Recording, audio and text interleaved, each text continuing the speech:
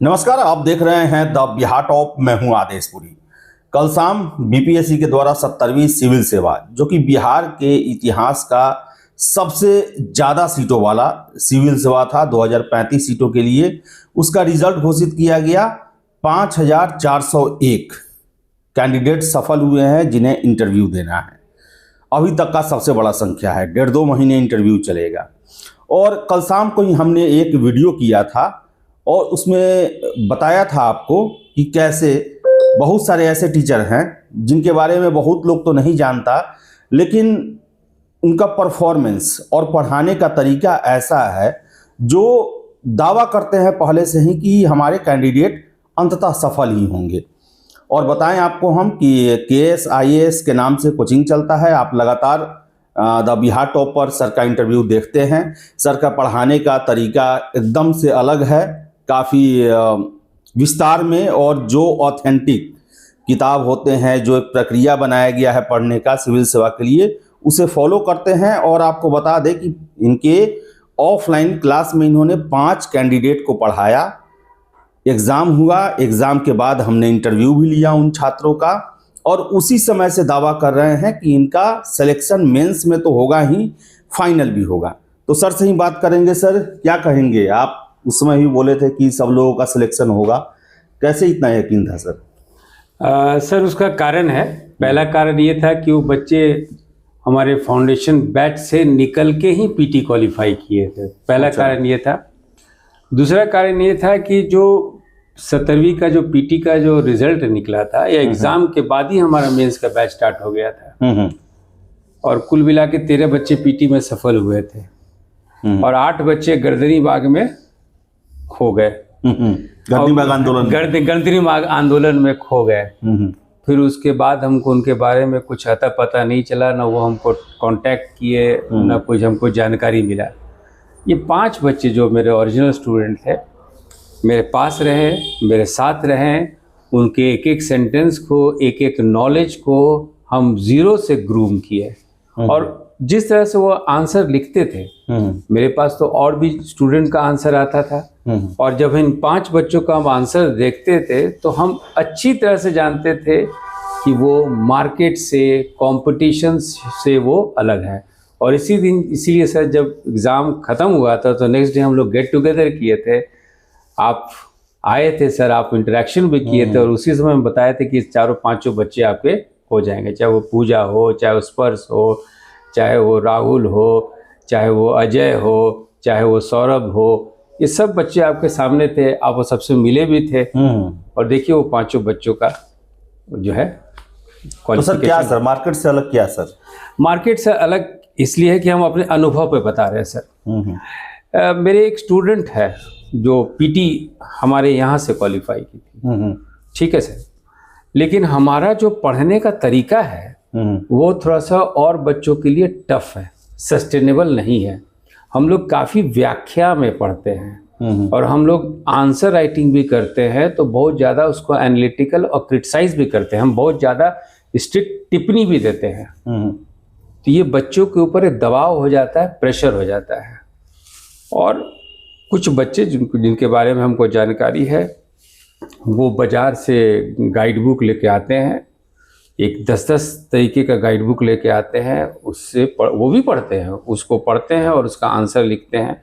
और हमारे बच्चे पूरे व्याख्या के साथ analytical, original information, original view लिखते हैं, तो जमीन आसमान का सर आंसर हो जाता है।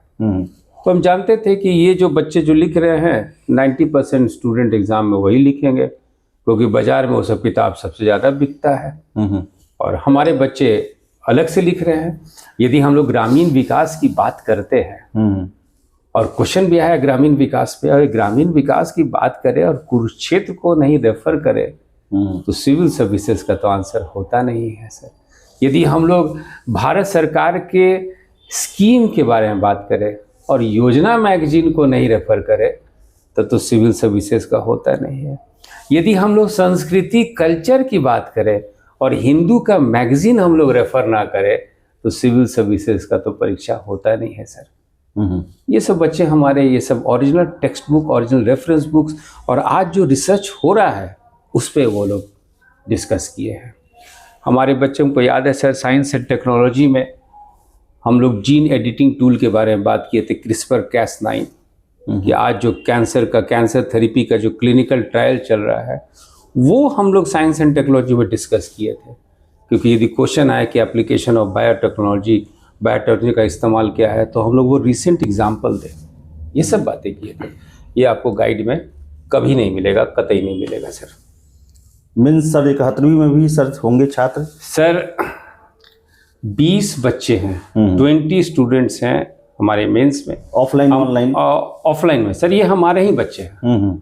हमारे बच्चे कहने का मतलब पीटी के ही बच्चे हैं, जो हम यहाँ से पीटी क्वालिफाई किए हैं, और इनको अपने सामने हम रख के ग्रूम कर रहे हैं, इन लोग के साथ चर्चा करते हैं, और आशा है कि ये सारे बच्चे भी 70वीं की तरह रिजल्ट ले आएंगे। 71वीं 20 का मेंस होगा?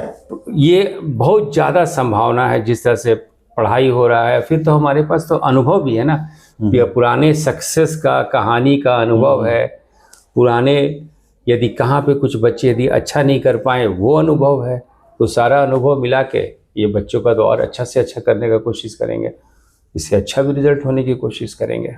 सर इंटरव्यू का भी सर आप कुछ चला रहे हैं सर इस बार? क्या इंटरव्यू के लिए जो था, पहले तो अपने बच्चों से हम लोग डीएफ मांगे हैं, डीएफ कि वो सारा जो उनका जो एप्लीकेशन भरे हैं बीपीएससी में, उसका डिटेल क्या क्या भरे हैं, ताकि उसको हम लोग जो है ध्यान से पहले स्टडी करेंगे, ध्यान से स्टडी करके उसको हम लोग उस पर क्वेश्चनर तैयार करेंगे।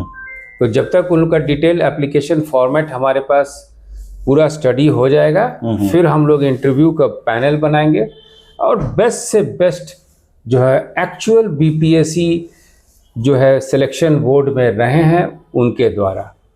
और ये इसमें 10-15 दिन टाइम है, क्योंकि पहले हम लोग अपने बच्चों को पढ़ेंगे, उनके बायोडाटा को पढ़ेंगे, फिर उनके बायोडाटा के अकॉर्डिंग ही एक्सपर्ट लेके आएंगे। बाहरी कैंडिडेट जो है वो आ सकते हैं, दे आर मोस्ट वेलकम, है कि नहीं? और इसमें कोई चार्जेस नहीं है।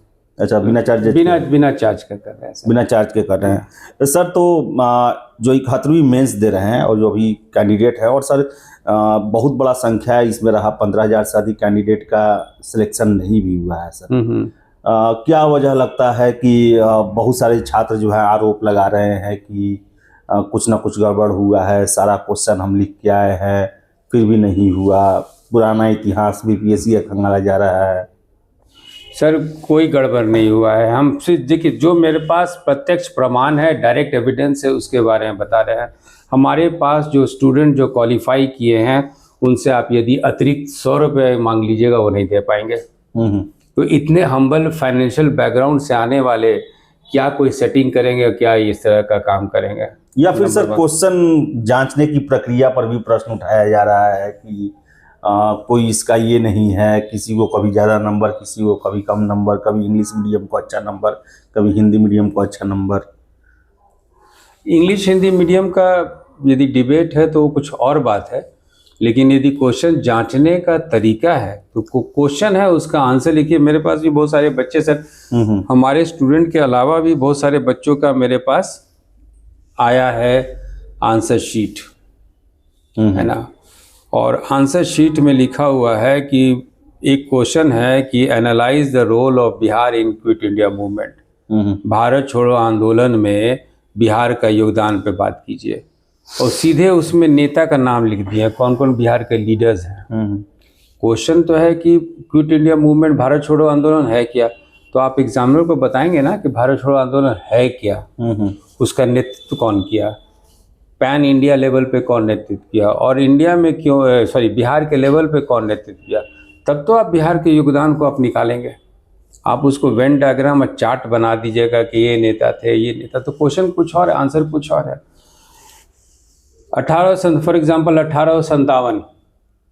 1857 का योगदान पूछा जाए और आप उसका कारण लिखिएगा, तो मार्क्स किस बात पे?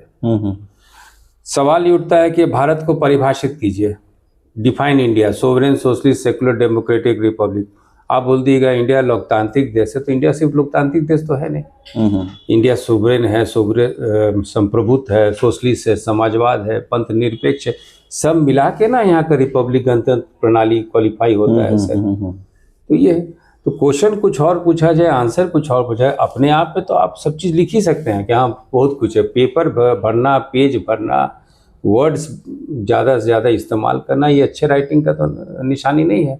वो तो क्रिप्स है। ये तो पहला रूल बुक है कि कम से कम और सही शब्द लिखे। ज़्यादा लिखेंगे मिस्टेक होगा। तो बहुत सारा कारण हो सकता है नहीं होने का।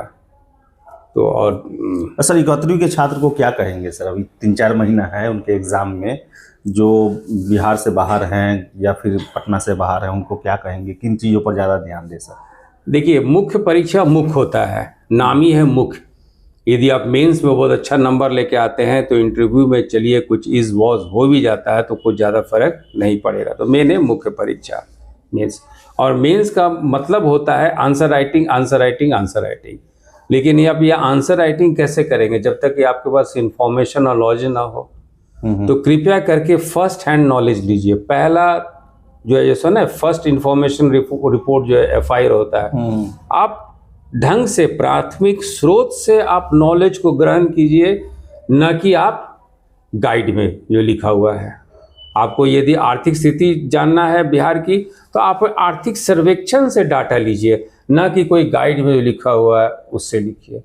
तो फर्स्ट हैंड इंफॉर्मेशन लीजिए, उसको मल्टी डायमेंशनल बहुत आयामी बनाइए कि यदि बिहार का गरीबी रेखा ये है तो इससे समाज पे, आर्थिक स्थिति पे, सरकार को कौन कौन सा स्कीम चलाना चाहिए, सारा मल्टी डायमेंशनल पे आप तैयारी कीजिए। और तभी आप जो है देखिएगा इस तरह का मंत्र होता है जिससे कि आप इस्तेमाल करेंगे तो आप 100% सफल होंगे। फिर से बता रहे हैं, इंफॉर्मेशन नॉलेज फर्स्ट हैंड होना चाहिए, प्राथमिक होना चाहिए। गाइड कल्चर जो शुरू से हम बोल रहे हैं, गाइड कल्चर इज इंजूरियस। जहां गाइड को सेवन किए आप सिविल सर्विसेज के परीक्षा से, किसी भी लेवल के परीक्षा के, PT के लेवल के, मेंस के लेवल के परीक्षा से, और पर्सनालिटी भी आपका डुप्लीकेट बन गया। तो आपको ओरिजिनल ऑफिसर चाहिए ना, कि वो ऑफिसर जो शॉर्टकट लिया है। यही है सिंपल रास्ता सर। सर ये कोचिंग का नोट से सब आता है, PDF आता है, उसको आप क्या कहेंगे सर? वो तो पढ़ के बहुत सारे छात्र कहते हैं कि हम सफल हुए हैं।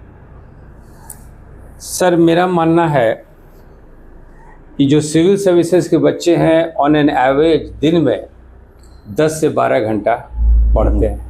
हार्ड वर्क, हार्डली वर्क नहीं, हार्ड वर्क सबसे इम्पोर्टेंट होता है।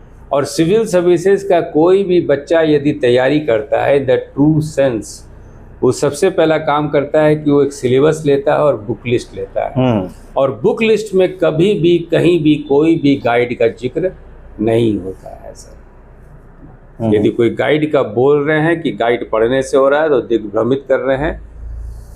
करियर जो है उतना ज़्यादा फिर सक्सेसफुल नहीं हो पाएगा। आपको अपनी मंजिल मिलने में आपको दिक्कत होगी, मंजिल मिलने में दिक्कत होगी। तो राकेश सर थे, और आपको बता दें 2-3-4 साल से हम लोग जुड़े हुए हैं, और सर का पढ़ाने का जो तरीका है वो बहुत सारे छात्रों को आज के ज़माने में पसंद नहीं आता है और नहीं आएगा भी, क्योंकि यहाँ पर बहुत ही हार्ड लेबर कराया जाता है।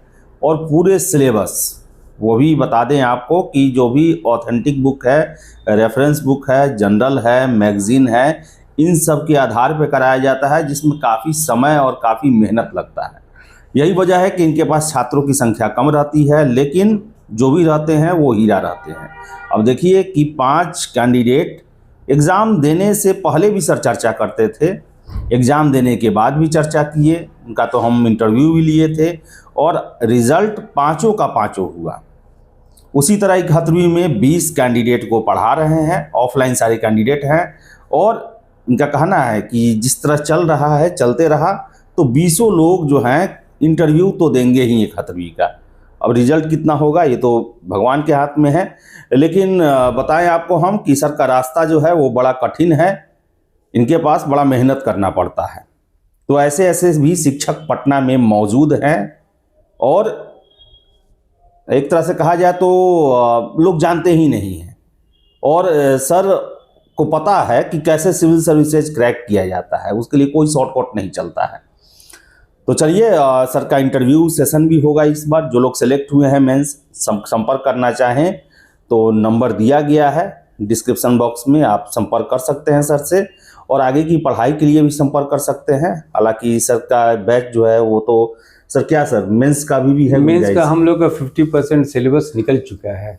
तो 71वीं मेंस का अब जनवरी में देखेंगे यदि बच्चे इंटरेस्टेड हो तो हमारे ऑफिस को कांटेक्ट करेंगे और फिर उसको हम लोग देखते हैं कि नया बैच जो फिलहाल जो करंट बैच चल रहा है उसमें जो है गुंजाइश नहीं बन पाता है क्योंकि सिलेबस आगे निकल चुका तो चलिए आप सर से संपर्क कीजिए, बात कीजिए और जो भी हो सर के कम से कम कांटेक्ट में बने रहिए, फ़ायदा आपको ही होगा। तो चलिए इस वीडियो में इतना ही। वीडियो पसंद है लाइक शेयर करें, हमारे चैनल द बिहार टॉप को सब्सक्राइब जरूर कर लें। धन्यवाद।